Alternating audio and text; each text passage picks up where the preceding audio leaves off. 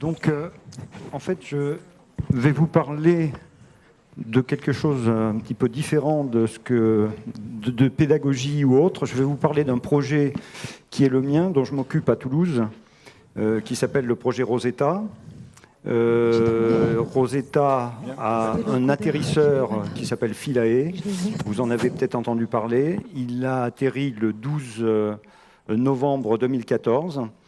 Et vous allez voir comment on est passé de Philae à Philea. Philea, c'est le nom de la maquette que vous aurez l'occasion de voir, en particulier une démonstration. Donc, Philae, je vais commencer tout à l'heure par Philea, pourquoi, et puis je vais passer à l'actualité de Rosetta et de Philae. Donc, je suis un petit peu décalé par rapport à la pédagogie et à l'éducation nationale un petit peu. Mais bon, si ça vous intéresse, je pourrais y passer du temps. Je crois qu'on a un petit peu de retard, donc je vais essayer un peu de concentrer les choses. En tout cas, c'est un projet énorme, c'est un projet d'abord européen, qui est mené par l'Agence spatiale européenne, dont le Philae est un consortium un petit peu à part, qui est mené par le DLR, l'agence allemande, et le CNES, le Centre national d'études spatiales auquel j'appartiens, et qui est française. Donc, je vais commencer par parler de la maquette Philea. Et cette idée est née d'un exemple précédent qu'on avait fait à Toulouse.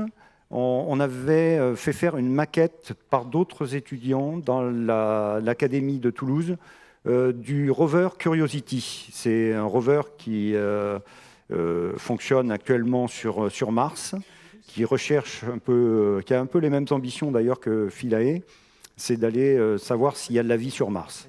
Donc on avait cet exemple et déjà beaucoup de lycées avaient participé et on s'est dit avec le service jeunesse du CNES que l'exemple de Philae avec toute sa complexité c'était aussi quelque chose de très intéressant. Et l'objectif, en fait, avec ce projet, celui de Curiosity ou celui de Philae, les modèles, c'est d'attirer les jeunes vers la technique, vers la science.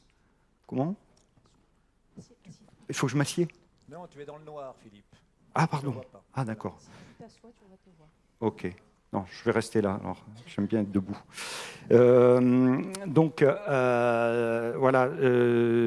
On veut attirer les jeunes vers la science et la technique.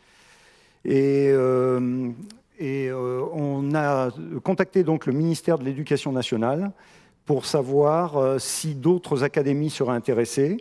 Et l'Académie de Paris et de Créteil se sont montrées intéressées. Donc, on est parti avec eux. Donc, mobilisation, première réunion d'organisation le 5 avril 2013. Ça fait presque 2 ans maintenant. Et donc là, l'équipe projet a commencé à se constituer. Alors, l'équipe projet Philea, avec essentiellement le lycée d'Hydro, le lycée de Nogent-sur-Marne et le lycée de Melun à la base. Et puis d'autres les ont rejoints après. Alors la particularité par rapport à Curiosity, c'est que les étudiants qui ont travaillé sur le modèle du robot Curiosity ont mis 2 ans pour le réaliser.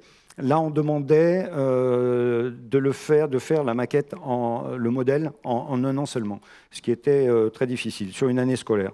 Donc pour une réalisation fin juin 2014. Ah oui, je peux le faire, changer comme ça.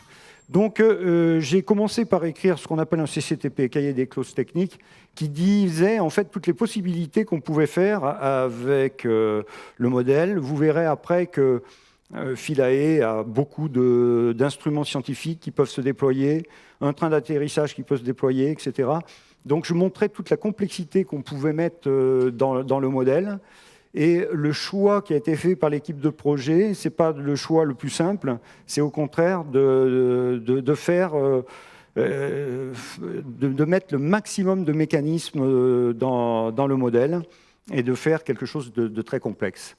Donc, ça c'est vraiment... je suis reconnaissant de ça parce qu'on aurait pu faire un modèle beaucoup plus simple. Donc, il a fallu, au total, il y a une dizaine de lycées qui ont coopéré. Et il y a un planning qui a été fait tout au long de l'année scolaire, qui était complexe, qu'il fallait mener. Donc, au départ, la conception des pièces, la coordination des réalisations, les livraisons, les montages, etc. Alors, on a fait une véritable... La première réunion était une réunion d'organisation en avril, mais la vraie réunion avec les gens qui allaient travailler dessus et avec les lycéens s'est passée dans cette salle-là en septembre 2013. Les études de conception ont pris tout le premier trimestre de l'année et au-delà, on pensait s'en tenir justement à peut-être au mois de décembre 2013. Et en fait, il a fallu beaucoup plus de temps parce qu'il faut, et je pense que Jean-Pierre reviendra là-dessus, il faut impliquer beaucoup d'élèves, beaucoup d'étudiants. Donc, il faut du temps pour ça. Il faut déjà que les étudiants arrivent dans le lycée, etc. Donc, une revue générale de projet a eu lieu le 7 avril 2014. La vraie fabrication des éléments a commencé plutôt en mars-avril et s'est terminée en juin. Mais ce qu'on appelle l'intégration du modèle n'était pas complète et a dû continuer même pendant les vacances scolaires. Et vraiment, le modèle final, ou presque final, est arrivé fin octobre 2014. Donc, après une livraison un petit peu officielle qui a eu lieu le 6 novembre devant le recteur de Paris, et la maquette était prête pour le moment de l'atterrissage de Philae, le vrai robot qui devait atterrir sur la comète. L'atterrissage s'est passé le 12 novembre 2014, et ça a été l'occasion, à la Cité des Sciences, de présenter les travaux de Philéa au président de la République. Et il y a eu aussi une démonstration d'ailleurs de la maquette au musée de l'air et de l'espace au Bourget où elle avait été installée. Et puis on aurait pu s'arrêter à cette version-là de la maquette, mais l'équipe projet a fait le choix de l'améliorer. Donc, vous la verrez là dans sa deuxième version, avec un aspect extérieur très proche de la réalité, beaucoup plus proche que la première version, des sous-systèmes supplémentaires, des harpons, parce qu'on devait se harponner au sol de la comète, des panneaux solaires, et on veut aussi améliorer la robustesse des mécanismes, etc., de manière à ce qu'au musée de l'air et de l'espace, qui se trouve au Bourget, ils puissent faire des démonstrations quasiment quotidiennes avec le modèle. Donc, pour cette deuxième version, on a une livraison, si on peut dire, entre guillemets, aujourd'hui de la maquette, qui est très proche de la version vraiment finale.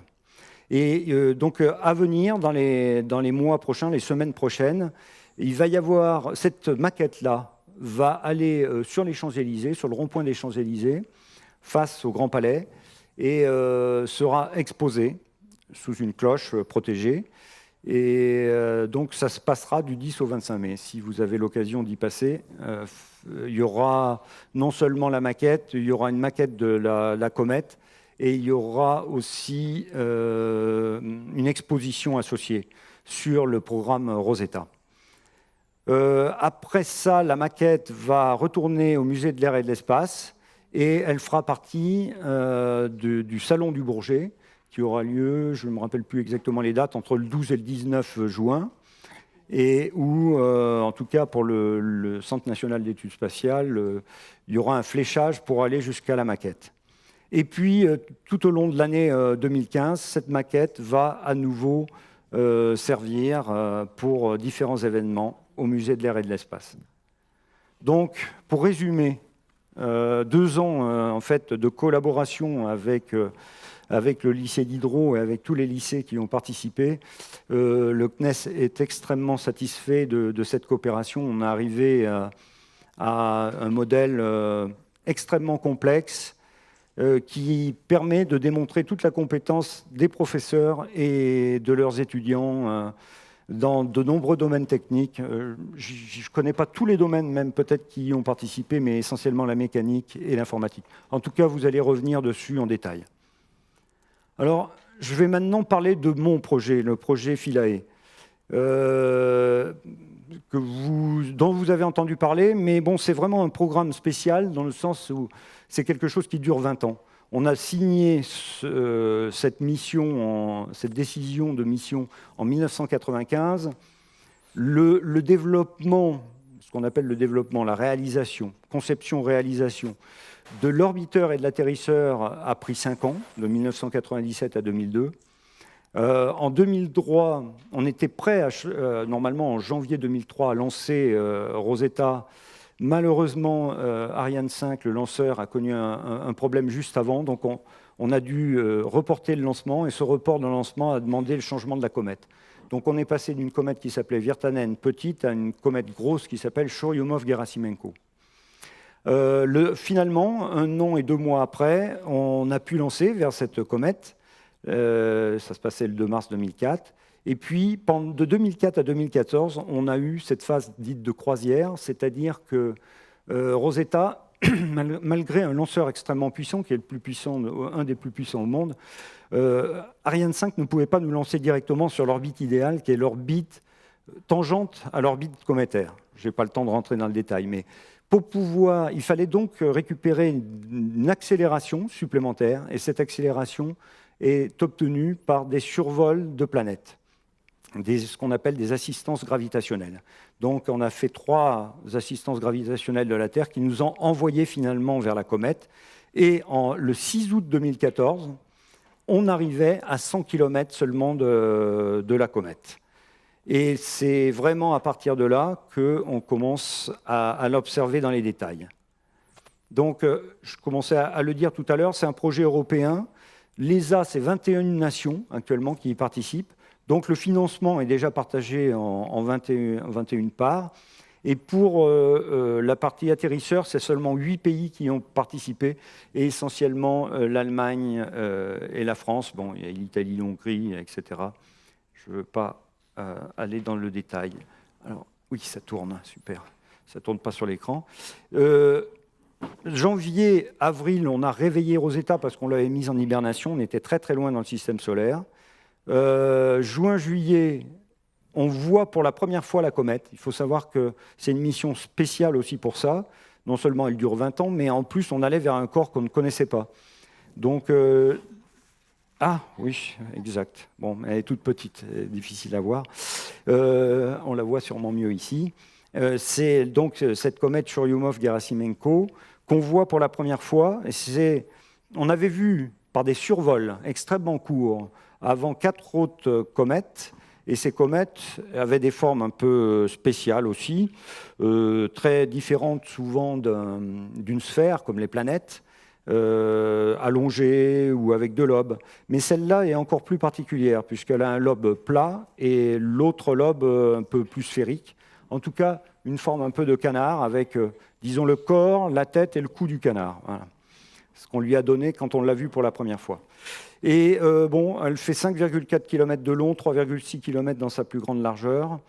Une comète sur laquelle il n'était pas simple d'aller atterrir, en tout cas. Août-novembre, on observe la comète sous toutes ses coutures, dans toutes les longueurs d'onde, etc. Et on finit par la voir d'un peu plus près, à voir les détails. Et là aussi, récupérer des zones un peu plates à la surface n'était pas simple.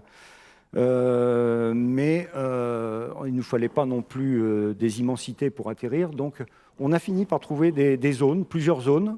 Et c'était un des rôles principaux qu'on avait à Toulouse, d'ailleurs, c'était de rechercher les zones d'atterrissage possibles et de participer au choix du site final. Donc le 12 novembre, Philae atterrit. Et là, je vais vous montrer. Alors on m'a dit dans la partie droite, vous allez voir quelque chose que le modèle Philae sait faire. Donc peut-être pas la séparation. Ça, c'était la séparation entre l'orbiteur et Philae. Là, par contre, le déploiement des pieds, on va le voir tout à l'heure, qui permet de déployer aussi deux instruments Concert et Romap, les antennes de Concert et l'instrument Romap. Et puis, on arrive vers le sol, et là, une fois le sol détecté, mais ça va très très vite, il y a un propulseur qui devait plaquer Philae au sol, et des harpons qui doivent être lancés dans le sol, et qui devaient nous ancrer au sol. Et ces deux systèmes, malheureusement, n'ont pas fonctionné. Donc, ce qui s'est passé, on va le voir sur la vidéo suivante, si elle marche. Ah ben voilà, ça va très très vite. Donc là, il y a eu séparation à cet endroit-là, l'orbite de l'orbiteur, l'orbite de l'atterrisseur allant vers la comète, bien sûr. Et juste après, l'orbiteur a fait une manœuvre. Et ce que j'ai oublié de dire ici, c'est que le lander avait fait une image de l'orbiteur, qui était ici. Et là, c'est l'orbiteur qui fait une image du lander pendant la descente. Donc, on a vu que les trois pieds, les trois jambes du train d'atterrissage étaient correctement déployées. La séparation avait lieu à 22 km d'altitude et la descente durait 7 heures. Et la vitesse est très faible, en fait, parce qu'on est en microgravité. L'orbiteur orbitait aux alentours de 3 km/h. Et l'atterrissage va se dérouler à peu près à la même vitesse, de l'ordre de 3 km/h, 3,6 km/h. Donc on s'approche, et là, en fait, l'atterrisseur, pendant toute la descente, fonctionne, et il y a 5 instruments qui fonctionnent pendant cette descente. Je ne vous montrerai pas tout ce qu'il fait, mais en particulier, là, il va prendre une image. Voilà. C'est l'instrument Rollis qui se trouve sous l'atterrisseur, qui prend une image de la comète, ce qui prouvait que Philae fonctionnait parfaitement. Et là, on s'approche très très vite du sol, et quelques secondes avant l'atterrissage, on fait une image extrêmement rapprochée du sol. Elle fonctionne très très bien. Mais juste après l'atterrissage, l'image est totalement floue. L'image ici est totalement floue. Et en fait, c'est parce qu'on était en cours de rebondir, et pas un petit rebond. C'était un rebond de 1,4 km sur la comète qui fait 5,4 km. L'équivalent de à peu près Londres-Toulouse sur la Terre, voilà. Ou Paris-Berlin. Donc un grand rebond. Et on a finalement atterri là dans un coin de la comète, mais on ne sait pas exactement où. Donc, par contre, et là je reviendrai sur après sur ce qu'on a fait. Ce qu'on recherche depuis lors, l'endroit où on est vraiment posé. Mais je vais vous montrer là un petit peu. Combien? Très bien. Ce qui aurait dû se passer parfaitement si on s'était posé bien à plat sur la comète. Et là, vous voyez l'instrument Shiva qui a plein de caméras tout autour de Philae et qui permettait de retrouver l'horizon autour de la comète. Et puis là, vous avez l'instrument Rollis qui était capable de faire des images sous Philae. La foreuse et son forêt qui descend, récupère un échantillon, qui récupère l'échantillon, l'amène à l'intérieur dans un carrousel et le donne à deux instruments qui s'appellent Cosac et Ptolémée. L'un regarde les molécules et l'autre regarde plutôt les atomes et les rapports isotopiques. Voilà.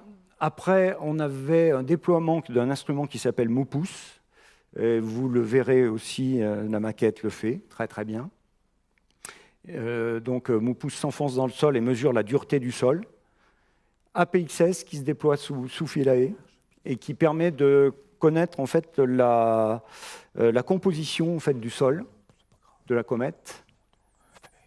Et je pense qu'on a fait le tour de quasiment tous les instruments. Donc ça, c'était la mission idéale. Dans la réalité, presque tout a fonctionné. Là, il faut que je revienne à mon PowerPoint qui doit être là.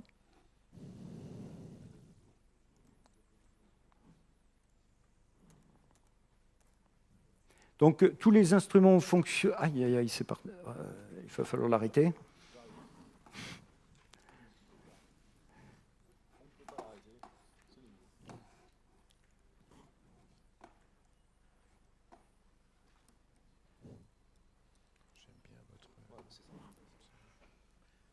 Il y a un échappe peut-être là, non? Voilà, c'est là, à partir de celle-là. Donc, voilà. Pour dire que en fait, tous les instruments ont fonctionné. Cosaque et Ptolémée qui devaient, à l'exception en fait de la foreuse qui s'appelle SD2. La foreuse a très bien fonctionné, mais comme le Philae était un peu de travers, n'a pas réussi à récupérer un échantillon. Mais les instruments Ptolémée et Cosaque peuvent fonctionner dans un autre mode qui s'appelle le reniflage. Ils ont reniflé le dégazage de la comète, les poussières de la comète, et donc une partie de la composition de la comète. Donc ça a marché. Et l'autre instrument qui n'a pas totalement fonctionné, c'est APXS. Lui non plus n'a pas touché le sol, comme vous l'avez vu sur la petite vidéo. Et donc il n'a pas pu ouvrir ses volets et fonctionner normalement. Sinon, on peut dire en résumé que Philae, entre le 12 et le 14 novembre, a réussi à peu près à faire 80% de la science qui était prévue. Aussi, la plateforme actuellement est en bon état. On a fourni au CNES deux moyens, ce sont les batteries et les moyens de transmission qui s'appellent le TXRX. Donc le TXRX aussi est en bonne forme normalement, juste avant, quand on l'a laissé au 14 au soir, tout fonctionnait bien. Et la dernière activité qu'on ait fait juste avant qu'il tombe en hibernation, parce qu'il manquait d'énergie, le 14 novembre au soir, eh bien, ça a été une rotation pour essayer de montrer au Soleil la face qui possède la plus grande surface de panneaux solaires. Alors, dans le futur, on compte faire à nouveau, bien sûr, une analyse d'échantillons, parce que si les pieds ne peuvent pas bouger, même si on ne peut pas bouger Philae, on peut tourner la plateforme sur elle-même et amener la foreuse à un endroit où le sol est beaucoup plus près. Donc ça, on pourra le faire. Et puis, on essaiera peut-être aussi de faire un harponnage, parce que les harpons n'ont pas fonctionné, mais c'est peut-être une erreur de commande. Donc, si on recommande les choses un peu mieux, peut-être que les harpons se déclencheront, et ça serait beaucoup plus sûr pour nous de fonctionner avec les harpons dans le sol. Et comme par contre, on a fait un bond de 1,4 km, au lieu d'être sur l'hémisphère d'été, on s'est retrouvé sur l'hémisphère d'hiver. Et donc, on a très très peu d'énergie. Et s'il se réveille, et ça, on va pas tarder à le voir, on va en tout cas le tester, on commencera à fonctionner, même pas en rechargeant les batteries, mais directement sur les panneaux solaires. Alors, depuis, on a cherché Philae à la surface. Malheureusement, l'orbiteur qui a des caméras n'a pas pu faire des images de l'endroit où on est. D'abord parce que c'était très mal éclairé, mais surtout au départ, on ne savait pas où c'était. On est dans cette zone-là, en fait. Donc on devait atterrir là, on a fait un saut par-dessus ce cratère-là. Et en plus, on pense qu'au lieu d'être bien à plat sur le sol, on est très couché comme ça. On est très penché sur un côté, voire légèrement même dans une anfractuosité comme ça. Ce qui ne nous empêcherait pas d'être éclairé, mais au lieu d'être éclairé sur cette face-là principalement, qui serait la face favorable, on serait plutôt éclairé par les côtés de l'atterrisseur. Je vais peut-être sauter si j'ai très peu de temps. C'est pour vous dire juste que les choses s'améliorent dans le temps et que le top, ici, ça sera le 13 août quand on sera au plus près du Soleil, ou solstice d'hiver sur l'hémisphère sud, où on aura les jours les plus longs. Après, vous m'accordez combien de temps, là? 2 minutes? 10 minutes? Non, Philippe. Ah, 10 minutes. Ah, 10 minutes pour tout le monde. Non, non. Donc, je saute, malheureusement. Ça, ce sont les résultats scientifiques dont j'aurais pu vous parler. De magnifiques images. Ici, une anfractuosité entre les deux lobes. Ça veut dire que la comète est prête de se casser. Voilà, des trous, des bosses, des choses intéressantes. Et juste, j'en finis avec ça. Rosetta, malheureusement, tout allait bien, parfaitement bien, jusqu'au 28 mars, où on a connu un petit souci. Les senseurs stellaires, à la place de voir des étoiles, ont vu des poussières. Et ça a mis Rosetta dans une configuration désagréable. Et on n'a pas pu faire notre manœuvre habituelle d'orbite, et on s'est retrouvé très loin de la comète. Donc on est en voie de revenir à proximité, On est aujourd'hui, au moment où on se parle, à 140 km de distance, et il recommence à travailler normalement. Et pour Philae, on va faire une tentative de communication la semaine prochaine. Ça a commencé en fait le dimanche, ce dimanche-là. Et on espère qu'il va se réveiller. On n'a pas à commander son réveil, il va se réveiller de lui-même s'il a assez d'énergie. Voilà ça, le résumé de là où on en est au niveau du projet. Philae. Alors je vais vous parler de pédagogie, n'ayez pas peur. Je vais vous parler surtout de cette aventure, c'est une aventure humaine. Hein, en méditant d'abord sur ce qu'avait dit M. Verdaguena, l'innovation, c'est une rébellion contre l'ordre établi. Et on était un petit peu en rébellion contre l'ordre établi. On a réinventé un petit peu une pédagogie de projet qu'il faut bien comprendre, qui est mal comprise. Le projet n'est pas un gros TP. Vous verrez que ce n'est pas un TP, Philae. C'est un vrai projet comme dans la vraie vie. Donc nous avons eu quand même parfois des difficultés à mettre en œuvre. Nous avons dû donner des coups de canif dans les directives pédagogiques, c'est évident. Mais on est arrivé à un résultat, donc c'est le principal. D'abord, je n'ai pas beaucoup de temps, donc je vais essayer de vous donner les points forts du projet. Qu'est-ce qu'il faut respecter dans un premier temps pour qu'un projet s'appelle projet et non pas TP. Puis dans un deuxième temps, comment on a fait, ça sera très imagé, on va vous montrer des éléments de situation. Voilà, donc il y a un projet est complexe à 3 dimensions. Complexité technique de l'objet, mais pas seulement. Il y a une complexité du management, d'un grand nombre d'acteurs, il y a les problèmes humains. Hein. Dans ce cas, c'était moi qui coordonnais, je n'étais pas chef de projet comme on l'a dit ce matin, je ne peux pas être chef de mes collègues. Ça pose problème parfois, parce que j'aimerais bien parfois leur dire, écoutez, ça ne fonctionne pas, etc. Non, je suis simplement coordinateur, mais il faut un coordinateur. Ensuite, il y a une complexité aussi des facteurs humains. Vous voyez, il y a la complexité technique, on arrive toujours, même dans le lycée, on arrive à la maîtriser. Les facteurs humains, c'est beaucoup plus difficile. Alors là, je n'ai pas d'image, l'image a disparu, mais Philae, c'est un objet technique complexe, croyez-moi. Donc c'est un projet, ça arrive quand même là, c'est un projet qui doit être pluridisciplinaire. On doit réaliser l'objet, c'est essentiel. Hein. Même en école d'ingénieur, actuellement, j'entends dire l'objet n'est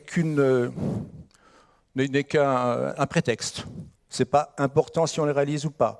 Je dis exactement le contraire. L'objet, c'est ce qu'on doit réaliser. Il y a une obligation de réussite, de production de quelque chose, de visible. D'ailleurs, c'est ce que vous allez regarder, c'est ce que tout le monde regarde, l'objet fini.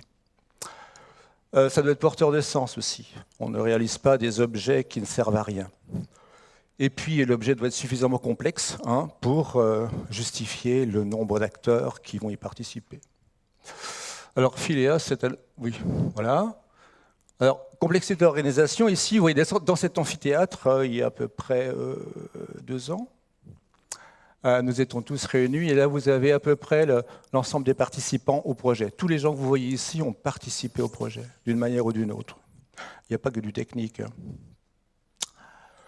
Donc, complexité, il y a 4 académies, 12 lycées, 50 élèves, 30 enseignants, 15 spécialités et 25 sections. Alors, vous voyez, on a modélisé l'organisation. Alors ici, il y a l'inspection qui a joué son rôle.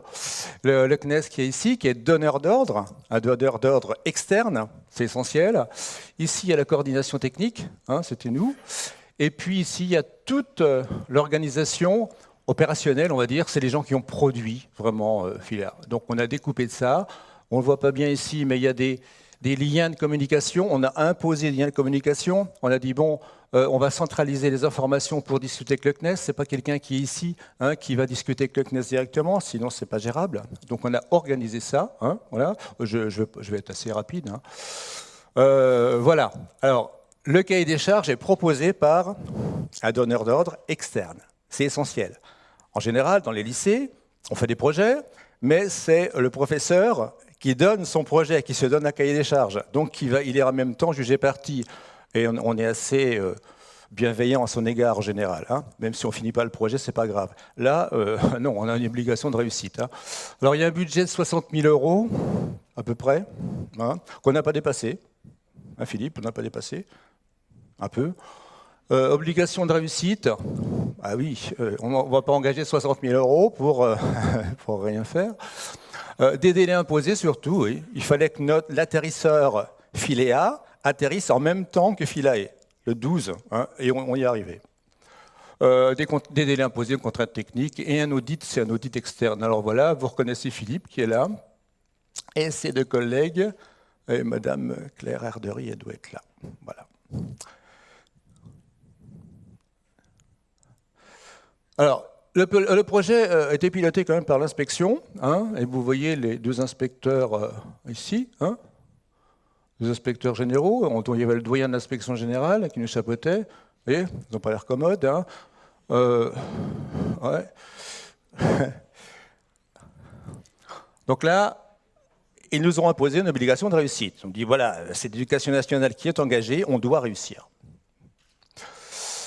C'était un audit externe aussi, hein, parce que ce sont des inspecteurs généraux de STI, Sciences et Techniques Industrielles, donc ils savent de quoi ils parlent. Hein, donc ils sont capables de juger ce que l'on fait. Et puis, par contre, on a quand même des soutiens. Dans les moments difficiles, il y a eu des moments difficiles, hein, il y a eu de la sueur, du sang et des larmes, parfois. On a été soutenu quand même par l'inspection, vraiment soutenu. Je voudrais remercier, il y a M. Perrault qui est là et M. Lepivert. M. Perrault sera là ce soir, il ne peut pas parce qu'il a une réunion, mais je voudrais les remercier ici, sans flagorner. Et on a eu un proviseur exceptionnel. Il n'est pas là, M. Laine. Alors c'est dommage. Voilà. J'ai mis ce titre-là parce que je ne savais pas quoi mettre, hein, ici. J'ai dit un proviseur exceptionnel, j'ai failloté un petit peu, puis je l'ai laissé finalement. Hein.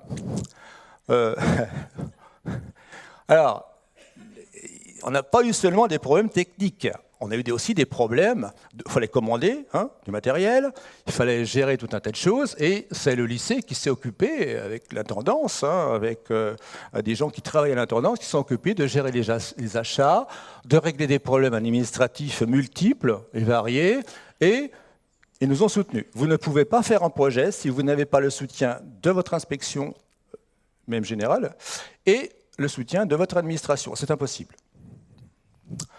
Voilà. Ah là, j'ai pas de... Voilà, j'ai pas de... Ah si. Bon, je vais aller vite. Hein. Un projet ne peut pas s'inscrire dans... Oui, bien sûr. Ne peut pas s'inscrire dans les référentiels anciens. Enfin, je ne vais pas détailler. Non, je ne vais pas détailler.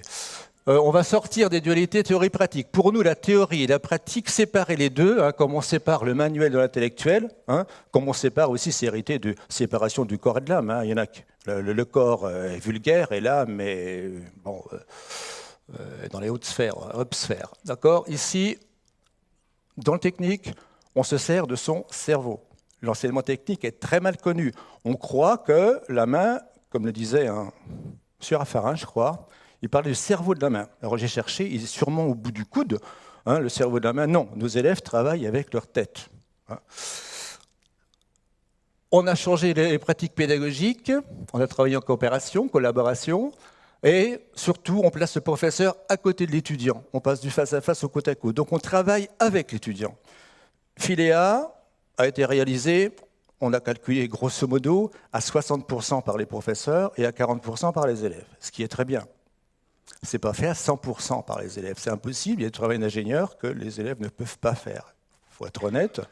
Par contre, ils nous observent travailler, on travaille avec eux, évidemment, on se place en situation de risque. Voilà. Et surtout, on met les connaissances en situation d'un contexte réel. On n'est pas dans les abstractions. Bon, alors, pédagogie de projet, on a dit, le professeur travaille avec l'élève. Là, je demande, où est le professeur ? Le professeur, il est là. C'est Madame Amani, que vous allez voir tout à l'heure. Ah, vous voyez qu'elle travaille avec les élèves. Ici, nous avons une élève, ils sont dans la salle d'ailleurs. Ils sont tous les trois dans la salle d'ailleurs. Levez le doigt. Voilà, elles sont là. Donc, c'est un débriefing. Vous voyez, ils peuvent aussi travailler seul. Là, c'est pareil, c'est de la conception, mais en mécanique. Hein. Donc là, on travaille vraiment avec sa tête, vous voyez. Ici aussi. Là, c'est à nouveau de l'informatique. Hein, c'est l'élève que vous avez vu tout à l'heure, hein, qui est en train de modéliser l'informatique. Là, il fait autre chose. Vous voyez, on réalise, pas seulement avec ses mains, on réalise avec sa tête aussi. J'insiste, hein, je radote un peu, mais j'insiste. C'est de l'informatique, c'est du hardware, ça, vous voyez. Il est en train de câbler les moteurs, là. Voilà. Là, on réalise. Vous voyez, la fille que vous avez vue tout à l'heure, qui est là, eh bien, elle est en train de dégager une pièce là, de l'imprimante 3D. Et l'élève qui est ici, c'est lui. Il est en train d'usiner une pièce. Et tout à l'heure, il était en train, sur l'ordinateur, en train de la concevoir. Donc, vous voyez, c'est très complet. Voilà. Alors, les résultats, pour moi, le résultat principal, c'est que Philéa s'est posé au lycée Diderot le 12 décembre. Je me suis trompé. C'est le 6 décembre, oui. Je suis fatigué. Très fatigué. Le 6 novembre, vous vous en fichez, finalement, c'est pas grave. Et il s'est posé, par contre, au Bourget, c'est parce que je fais du copier-coller, au Bourget, le 12 décembre, on le voit au Bourget, là, en même temps que... Bon, j'abandonne, voilà, il s'est posé au Bourget, Philéa s'est posé au Bourget en même temps que Philéa. Philéa et Philéa se sont posés en même temps. Alors, des ateliers techniques, alors je vais aller rapidement parce que je crois que j'ai dépassé le temps que m'avait imposé. Hein. Bon, voilà, on y va, conçoit. Alors, ce qui est important, c'est ça pourtant. Hein. Il y a des relations avec les autres, on remet ses certitudes on ne reste pas dans ses certitudes, hein, confronté à ses collègues, à ses camarades de classe hein, qui travaillent avec vous. Hein, on ne va pas rester braqué hein, sur des certitudes. On va les remettre en cause au contact des autres. Donc il y a vraiment une composante sociale très importante. Sens critique, etc. Donc c'est un véritable apprentissage. Bon, on n'est pas c'est pas l'école de Freinet non plus. On ne met pas l'élève au centre et débrouille-toi. C'est pas l'école 42 non plus où on met les gens dans une salle avec des ordinateurs, leur disant débrouillez-vous. Non, le professeur est avec et travaille avec eux. Et on prépare aussi un petit peu l'étudiant au monde du travail. Voilà, bon, je vais aller vite là. Bon, ça permet aussi à des gens qui ne réussissent pas forcément dans des structures conventionnelles de réussir ici parce qu'ils trouvent un moyen de s'exprimer.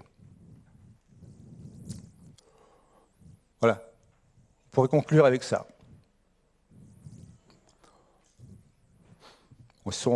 Les élèves ont conscience des acquis qu'ils sont en train de développer. Voilà, j'aime bien cette photo, donc c'est pour ça que je termine avec cette photo. Merci. Bonjour. Bien, moi, je vais vous expliquer les différentes parties qui constituent Philéa et donc Philae et les différentes équipes qui les ont réalisées, ainsi que les établissements. Ce qu'il faut savoir, c'est qu'il y a deux phases importantes dans la démonstration que vous allez voir tout à l'heure. Hein. Ça va vous permettre aussi de comprendre cette démonstration. La première phase, c'est la phase de largage de Philéa, cette fois. C'est ce que vous avez vu tout à l'heure avec Philippe. Et la phase d'atterrissage. Une fois Philéa atterrit, ou Philae atterrit sur la comète, cette fois donc sur le sol, il y a la phase d'expérience qui va pouvoir avoir lieu.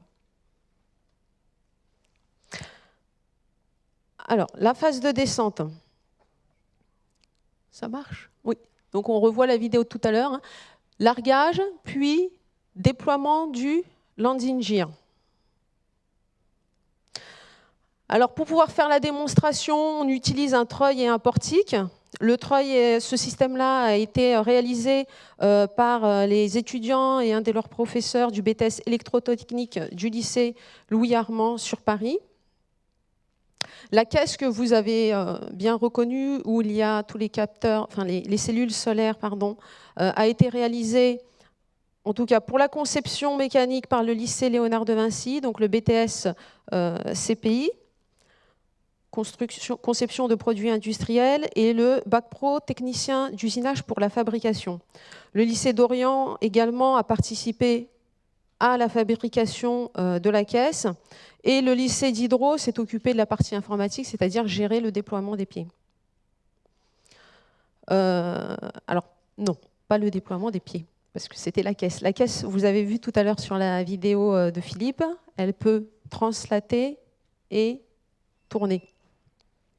Le landing gear, qui est donc le train d'atterrissage composé des 3 pieds. Alors là, il y a beaucoup de monde parce qu'il y a beaucoup de pièces à fabriquer.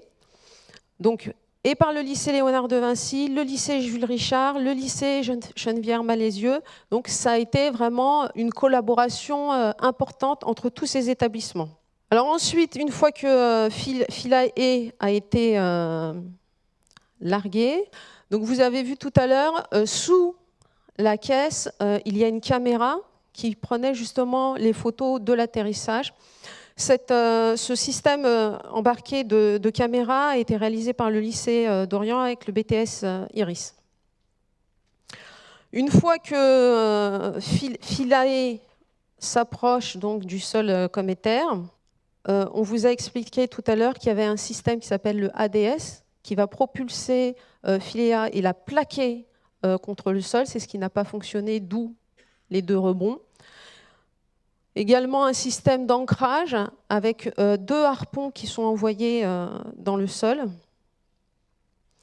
Pour l'ADS, ça a été réalisé par le BTS Iris du lycée d'Hydro. Et pour le système d'ancrage avec les 2 harpons, ça a été réalisé également par le lycée d'Hydro parce que c'est de la microtechnique, hein, donc c'est de la mécanique mais micro, et le BTS Iris pour la partie informatique. Alors, une fois que Philae est atterri, on peut passer à la phase d'expérience. Tout à l'heure, Philippe vous a expliqué qu'elle embarquait beaucoup d'instruments. Alors, la phase d'expérience, elle va être commandée à partir d'une salle de contrôle qu'on a simulée avec une nouvelle interface de contrôle et une partie communication.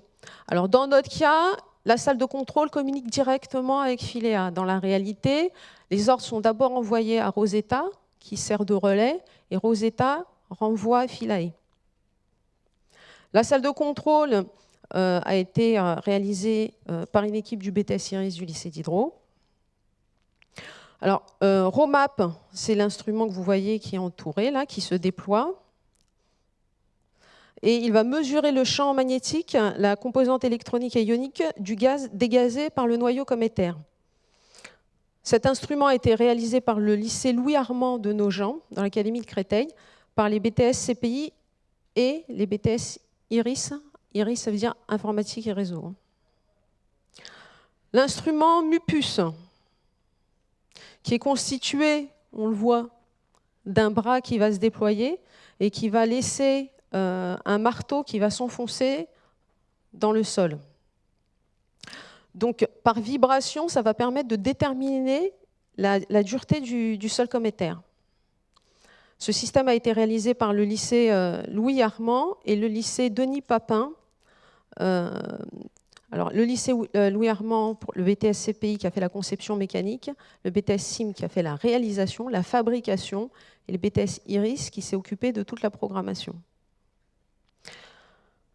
SD2, l'instrument SD2, alors on ne le voit pas très bien, mais c'est un système de foreuse qui va prendre des carottes du sol cométaire, qui va le donner à d'autres instruments pour faire son analyse. Donc, vous le verrez fonctionner tout à l'heure normalement, et puis vous avez un petit carrousel tournant qui permet de prendre plusieurs échantillons du sol, à différentes profondeurs du sol. Ce système a été réalisé par le BTS CPI du lycée Cabanis qui se situe à Brive-la-Gaillarde, dans l'académie de Limoges, et pour la programmation par le lycée d'Hydro, le BTS Iris. L'APXS, vous le voyez, c'est un instrument qui va se déployer, qui va rester collé sur le sol cométaire. et qui va permettre de déterminer la composition de la surface du sol. Ça a été réalisé par des bacs STI2D. Les deux options, l'option e-tech, innovation technologique et éco-conception, et l'option SIN, système d'information numérique. Les caméras Shiva que vous avez tout autour, qu'on a vu tout à l'heure,